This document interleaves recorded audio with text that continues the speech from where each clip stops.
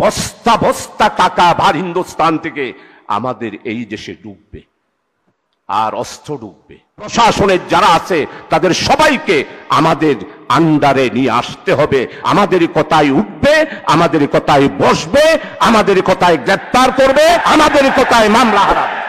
আমি জামাত যদি থাকতো আমি বলতাম নির্বাচন শুধু জনগণ দিয়ে নয়, প্রশাসনকে অবশ্যই আমাদের, আমি ন্যাশনালি বলবো না, যার যার নির্বাচনী এলাকায় প্রশাসনের যারা আছে তাদের সবাইকে আমাদের আন্ডারে নিয়ে আসতে হবে। আমাদের কথায় উঠবে, আমাদের কথায় বসবে, আমাদের কথায় গ্রেফতার করবে, আমাদের কথায় মামলা হারাবে।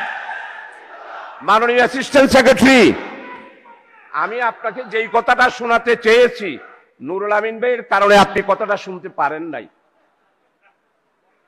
আপনাকে যার যার নির্বাচনী এলাকায় প্রাইমারি স্কুলের মাস্টার দাঁড়িপাল্লার কথা বলতে হবে।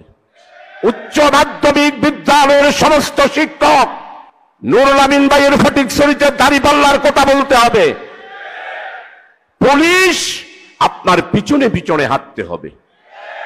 ওসি সাহেব আপনার কি প্রোগ্রাম সকালবেলায় জেনে নেবে আর আপনাকে প্রটোকল দেবে।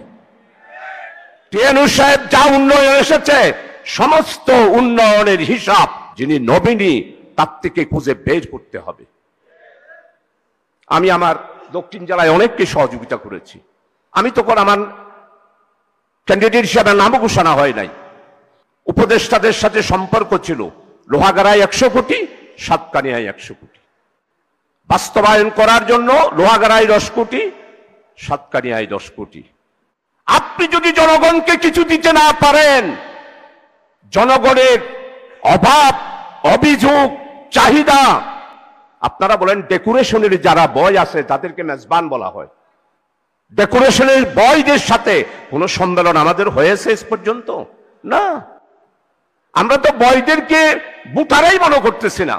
আমি আনোয়ার ভাইকে বলেছি, আমি যে সবাইকে নিয়ে প্রত্যেক বয় ছেলেদের সাথে বসেছি।